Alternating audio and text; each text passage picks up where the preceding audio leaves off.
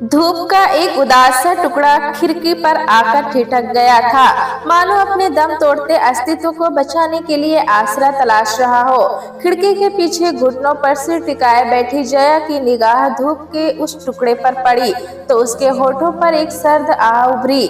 बस यही एक टुकड़ा भर धूप और सीलन भरे अंधेरे कमरे का एक कोना ही अब उसकी नियति बनकर रह गया है।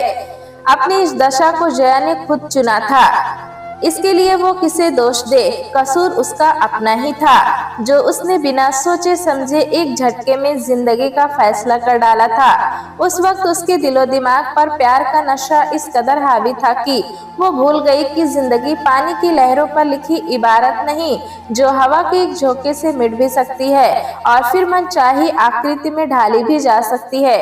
जिंदगी तो पत्थर पर उकेरे उन अक्षरों की तरह होती है कि एक बार नक्श हो गए तो हो गए, उसे ना तो बदला जा सकता है और ना ही मिटाया जा सकता है। अपनी भूल का शिद्दत से एहसास हुआ तो जया की आंखें डबडबा आई। घुटनों पर सिर टिकाए वो न जाने कब तक रोती रही और उसकी आंखों से बहने वाले आंसुओं में उसका अतीत भी टुकड़े टुकड़े होकर टूटता बिखरता रहा। जया अपने छोटे से परिवार में तब कितनी खुश थी। छोटी बहन अनुपमा और नटखट सोमू दीदी दीदी कहते उसके चारों ओर घूमा करता था। बड़ी होने की वजह से जया उन दोनों का आदर्श भी थी तो उनकी छोटी से छोटी समस्या का समाधान भी। माँ आशा और पिता किशन के लाड दुलार और भाई बहन के संग साथ में जया के दिन उन्मुक्त आकाश में उड़ते पंछी से चहकते गुजर रहे थे। इंटर तक जया के आते आते उसके भविष्य को लेकर माता पिता के मन में न जाने कितने अरमान जाग उठे थे। अपनी मेधावी बेटी को वो खूब पढ़ाना चाहते थे। आशा का सपना था कि चाहे जैसे भी हो वो जया को डॉक्टर बनाएगी, जबकि किशन की तमन्ना उसे अफसर बनाने की थी। जया उन दोनों की चाहतों से वाकिफ थी और उनके प्रयासों से भी। वो अच्छी तरह जानती थी कि पिता की सीमित आय के बावजूद वो दोनों उसे हर सुविधा उपलब्ध कराने से पीछे नहीं हटेंगे। जया चाहती थी कि अच्छी पढ़ाई कर वो अपने माँ बाप के सपनों में हकीकत का रंग भरेगी। इसके लिए वो भरपूर प्रयास भी कर रही थी। उसके सारे प्रयास और आशा तथा किशन के सारे अरमान तब धरे के धरे रह गए जब जया की आंखों में करण के प्यार का नूर आ समाया। करण एक बहार के झोंके की तरह उसकी जिंदगी में आया और देखते देखते उसके अस्तित्व पर छा गया। वो दिन जया कैसे भूल सकती है जिस दिन उसकी करण से पहली मुलाकात हुई थी, क्योंकि उसी दिन तो उसकी जिंदगी एक ऐसी राह पर मुड़ चली थी जिसकी मंजिल नारी निकेतन के सीलन भरे अंधेरे कमरे का वो कोना थी जहां बैठी जया अपनी भूलों पर जार जार आंसू बहा रही थी। लेकिन उन आंसुओं को समेटने के लिए ना तो वहां माँ का ममतामयी आंचल था और न सिर पर प्यार भरा स्पर्श देकर सांत्वना देने वाले पिता के हाथ। वहां थी तो केवल केयर टेकर की कर्कश आवाज या फिर पछतावे की आंचल में सुलगती उसकी अपनी तन्हाइयां जो उसके वजूद को जलाकर राख कर देने पर आमादा थी। इन्हीं की तपन से घबरा कर जया ने अपनी आंखें बंद कर ली। आंखों पर पलकों का आवरण पड़ते ही अतीत की लड़ियां फिर टूट टूट कर बिखरने लगी। जया के घर से उसका स्कूल ज्यादा दूर नहीं था, मुश्किल से 10 से 12 मिनट का रास्ता रहा होगा। कभी कोई लड़की मिल जाती तो स्कूल तक का साथ हो जाता, वरना जया अकेले ही चली जाया करती थी। उसने स्कूल जाते समय करण को कई बार अपना पीछा करते देखा था। शुरू में उसे डर भी लगा और उसने अपने पापा को इस बारे में बताना भी चाहा, लेकिन जब करण ने उससे कभी कुछ नहीं कहा तो उसका डर दूर हो गया। करण एक निश्चित मोड़ पर उसके पीछे पीछे आता था और फिर अपना रास्ता बदल लेता था। जब कई बार लगातार ऐसा हुआ तो जया ने इसे अपने मन का वहम समझकर दिमाग से निकाल दिया और इसके ठीक दूसरे ही दिन करण ने जया के साथ साथ चलते हुए उससे कहा, प्लीज मैं आपसे कुछ कहना चाहता हूँ। जया ने चौंक कर उसकी ओर देखा और रूखे स्वर में बोली, कहिए, आप नाराज तो नहीं हो जाएंगी? मेरे पास इन फालतू बातों के लिए समय नहीं है, जो कहना है सीधे कहो। मैं करण हूँ, आप मुझे बहुत अच्छी लगती हैं। करण ने कुछ झिझकते हुए डरते हुए कहा। अपनी बात कहने के बाद करण जया की प्रतिक्रिया जानने के लिए पल भर भी नहीं रुका और वापस मुड़कर तेजी से विपरीत दिशा की ओर चला गया। करण के कहे शब्द देर तक जया के कानों में गूंजते और मधुर रस घोलते रहे। उसकी निगाह अब भी उधर ही जमी थी जिधर करण गया था।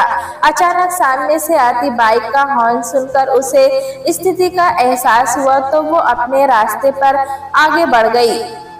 अगले दिन स्कूल जाते समय जया की नजरें करण को ढूंढती रही, लेकिन वो कहीं नजर नहीं आया।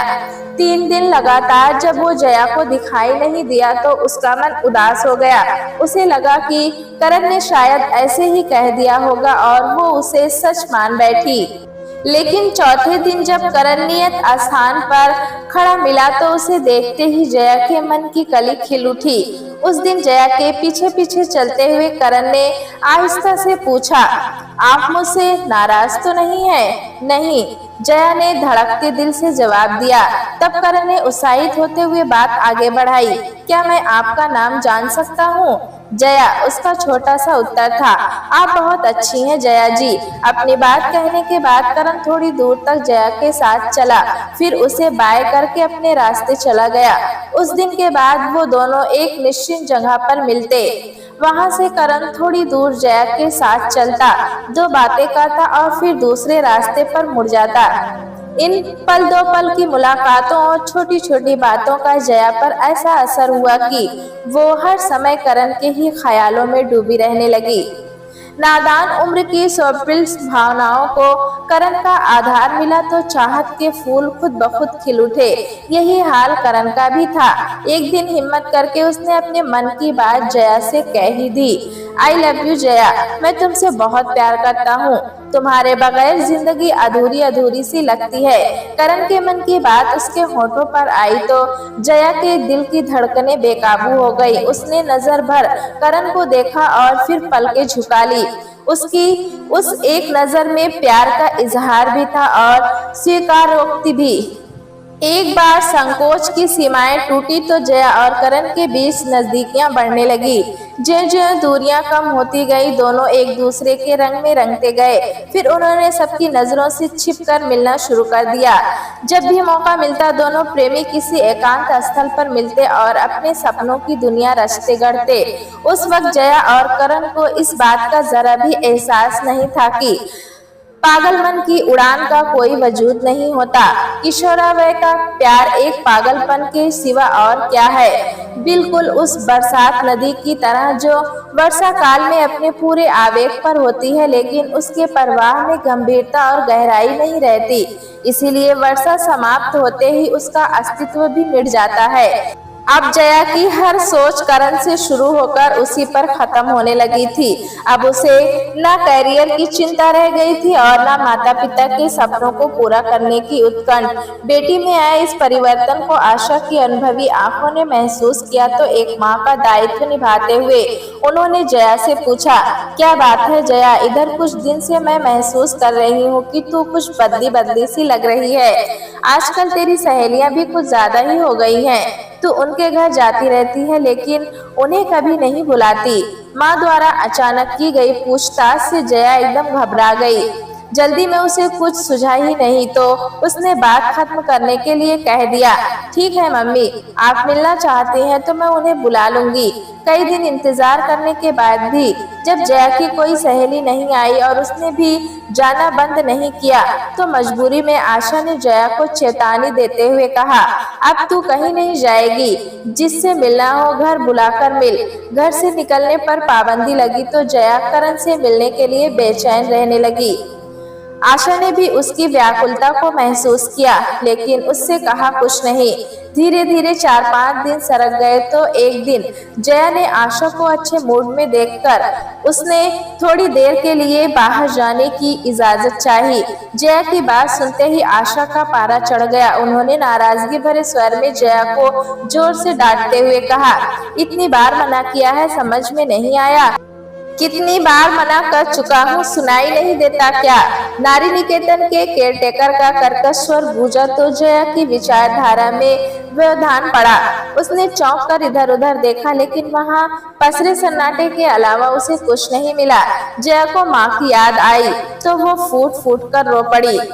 जया अपनी नादानी पर पश्चाताप करती रही और बिलख बिलख कर रोती रही। इन आंसुओं का सौदा उसने खुद ही तो किया था, तो यह उसके हिस्से में आने थे। इस मारक यंत्रण के बीच वो अपने अतीत की यादों से ही चंद कतरे सुख पाना चाहती थी, तो वहाँ भी उसके जख्मों पर नमक छिड़कता करण आ खड़ा होता था। उस दिन माँ के डांटने के बाद जया समझ गई कि अब उसका घर से निकल पाना किसी कीमत पर संभव नहीं है। बस यही एक गनीमत थी कि उसे स्कूल जाने से नहीं रोका गया था और स्कूल के रास्ते में उसे करण से मुलाकात के 2-4 मिनट मिल जाते थे।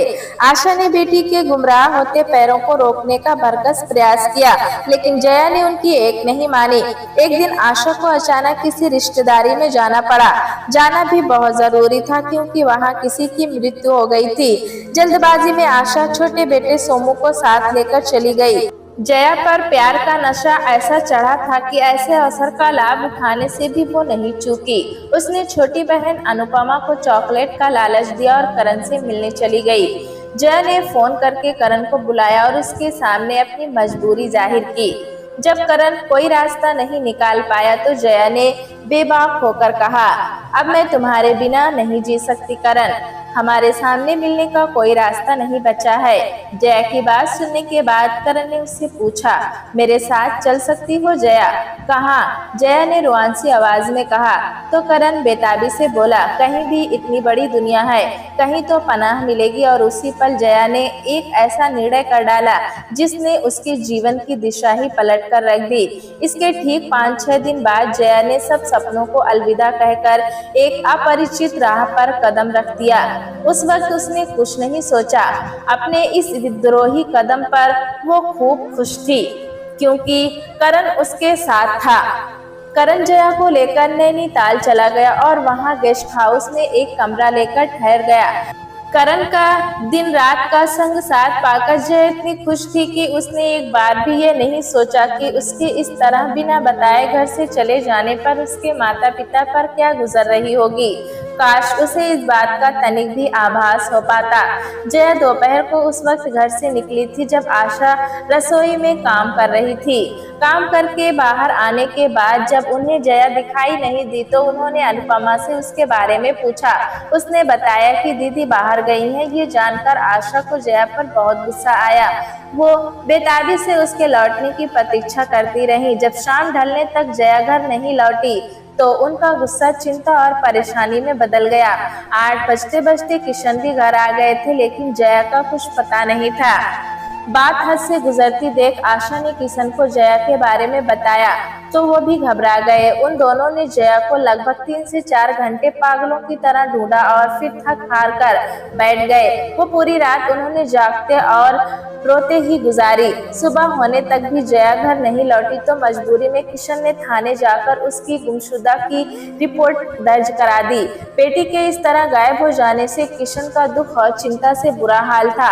उधर आशा की स्थिति तो और भी दयनीय थी। उन्हें रह रहकर इस बात का पछतावा हो रहा था कि उन्होंने जया के घर से बाहर जाने वाले मामले की खोजबीन उतनी गहराई से नहीं की जितनी उन्हें करनी चाहिए थी। इसकी वजह यही थी कि उन्हें अपनी बेटी पर पूरा भरोसा था।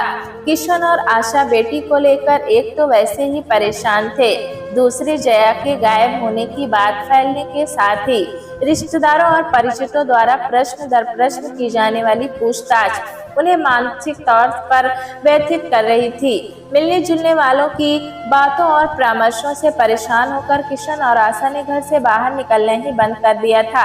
उधर जया माता पिता पर गुजर रही कयामत से बेखबर नैनीताल की वादियों का आनंद उठा रही थी। करण के प्यार का नशा उस पर इस तरह से चढ़ा हुआ था कि उसे अपने भविष्य के बारे में सोचने का भी होश नहीं था। उसे यह भी चिंता नहीं थी कि जब उसके घर से लाए पैसे खत्म हो जाएंगे तब क्या होगा। और ये सब उसकी उस नासमझ उम्र का तकाजा था जिसमें भावनाएं, कल्पनाएं तथा आकर्षण तो होता है लेकिन गंभीरता या परिपक्वता नहीं होती। किशन की रिपोर्ट के आधार पर पुलिस ने कार्रवाई शुरू की तो शीघ्र ही जया की गुमशुदगी का रहस्य खुलकर सामने आ गया। पुलिस द्वारा जया की फोटो दिखाकर की गई पूछताछ के दौरान पता चला कि वो लड़की नैनीताल जाने वाली बस में चढ़ते देखी गई थी। बताने वाले दुकानदार ने पुलिस को यह जानकारी भी दी कि उसके साथ एक लड़का भी था। इतना पता चलते ही पुलिस उसी दिन नैनीताल के लिए रवाना हो गई। नैनीताल पहुंचने के बाद पुलिस ने जया की खोज गेस्ट हाउस से ही शुरू की, क्योंकि दिन रात के अनुभवों के आधार पर पुलिस वालों का नजरिया था कि घर से भागे किशोरवय प्रेमी प्रेमिका का पैसा कम होने की वजह से होटल के बजाय छोटे मोटे गेस्ट हाउस को ही अपना ठिकाना बनाते हैं। पुलिस का अनुमान ठीक निकला। एक गेस्ट हाउस के केयरटेकर ने पुलिस वालों को बताया कि कम उम्र का एक प्रेमी युगल 4 दिन पहले उसके यहां आकर ठहरा था। पुलिस ने एंट्री रजिस्टर में उनका नाम और पता देखा तो दोनों ही गलत दर्ज थे। इस बीच पुलिस द्वारा गेस्ट हाउस में ही जाने वाली जांच पड़ताल का पता सबको चल चुका था। पुलिस का नाम सुनते ही करण के होश उड़ गए। उसने बचे हुए पैसे अपनी जेब में डाले और जया से बोला, तुम डरना नहीं जया, मैं 10-15 मिनट में लौट आऊंगा। जया ने करण को रोकने की कोशिश भी की, लेकिन वो एक झटके से कमरे से बाहर हो गया। पुलिस जब तक जया के कमरे पर पहुंची तब तक करण उसकी पहुंच से बाहर निकल चुका था। मजबूरी में पुलिस जया को लेकर लौट आई। जया के बरामद होने की सूचना पुलिस ने उसके घर भेज दी थी। किशन को जब इस बात का पता चला कि जया किसी लड़के के साथ भागी थी तो अपनी बेटी की इस करतूत से उनका सिर हमेशा के लिए झुक गया था। उनकी समझ में नहीं आ रहा था कि वो लोगों का सामना कैसे कर पाएंगे। जया ने उन्हें कहीं मुंह दिखाने के लायक नहीं छोड़ा था।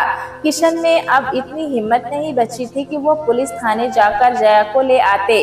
वो ये भी जानते थे कि जया के मिलने की खबर पाते ही रिश्तेदारों और परिचितों का जो तूफान उठेगा वो उसका सामना नहीं कर पाएंगे। जया की बरामदगी के बाद पुलिस द्वारा किशन को लगातार संदेश दिया जा रहा था कि वो अपनी बेटी को ले जाएं। जब पुलिस का दबाव बढ़ा तो किशन आपा को बैठे और थाने जाकर पुलिस वालों से 2 टूक कह दिया कि वो बेटी से अपने सारे संबंध खत्म कर चुके हैं, अब उससे उनका कोई रिश्ता नहीं है। वो अपनी रिपोर्ट भी वापस लेने को तैयार हैं। एक झटके में बेटी से सारे नाते तोड़कर किशन वहां से चले गए। तब मजबूरी में पुलिस ने जया को हवालात से निकालकर नारी निकेतन भेज दिया। जब जया ने वहां लाने की वजह जाननी चाहिए तो एक पुलिसकर्मी ने व्यंग करते हुए उसे बताया, घर से भागी थी अपने यार के साथ, अब नतीजा भुगत। तेरे घर वाले तुझे ले जाने को तैयार नहीं है, उन्होंने तुझसे रिश्ता खत्म कर लिया है। अब नारी निकेतन ही तेरा आसरा है। अतीत की लड़ियां बिखेरती जया यथार्थ में लौटी। अब उसकी जिंदगी का सच यही था जो उसके सामने था। उसने रो रो कर सूज चुकी आंखों से खिड़की के पार देखना चाहा तो उसे दूर दूर तक फैले अंधेरे के अलावा कुछ नजर नहीं आया। धूप का वह टुकड़ा भी ना जाने कब कहाँ विलीन हो गया था। जया के मन में, जीवन में और बाहर चारों ओर अंधेरा ही अंधेरा था। इस अंधेरे में अकेले भटकते भटकते उसका मन घबराया तो उसे माँ का आंचल याद आया। वो बचपन में अक्सर अंधेरे से डरकर माँ के आंचल में जा छिपती थी, लेकिन अब वहाँ ना तो माँ थी और ना माँ का आंचल ही था। जिंदगी के इस मोड़ पर आकर जया को अपनों की अहमियत का पता चला। उसे इस बात का एहसास भी अब हुआ कि माँ बाप बच्चों की भलाई और उनके सुरक्षित भविष्य के लिए ही उन पर पाबंदियां लगाते हैं। माता पिता के सख्ती बरतने के पीछे भी उनका प्यार और बच्चों के प्रति लगाव ही होता है। उसे इस बात का बेहद पछतावा था कि उसने समय रहते मम्मी और पापा की भावनाओं की कदर ही होती तो उसका उज्जवल भविष्य नारी निकेतन के उस गंदे से कमरे में दम ना तोड़ रहा होता। और जिस करण के प्यार के खुमार में उसने अपनों को ठुकराया, वही करण उसे बीच मझधार में छोड़कर भाग खड़ा हुआ। उसने एक बार भी पलटकर यह देखने की कोशिश नहीं की कि जया पर क्या बीत रही होगी। करण की याद आते ही जया का मन वितृष्णा से भर उठा। उसे अपने आप पर ग्लानि भी हुई कि एक ऐसे कृतज्ञ के चक्कर में पड़कर उसने अपनी जिंदगी तो बर्बाद की ही, अपने परिवार वालों का सम्मान भी धूल में मिला दिया। अपनी भूल पर पछताती जया न जाने कब तक रोती रही। जब बैठे बैठे वो थक गई तो सीलन भरे नंगे फर्श पर ही लेट गई। आंखों से आंसू बहते बहते कब नींद उसे अपने आगोश में समेट लिया, जया को पता ही ना चला। अपनी बदरंग जिंदगी बिताने के लिए उसे आखिर एक आसरा मिल ही गया था। नारी निकेतन के सीलन भरे अंधेरे कमरे का वो कोना, जहां जिंदगी से थकी हारी जया नंगे फर्श पर बेसुध सो रही थी। दोस्तों, कहानी कैसी लगी हमें कमेंट में जरूर बताएं। चैनल पे नए हैं तो एक लाइक और सब्सक्राइब करना ना भूलें।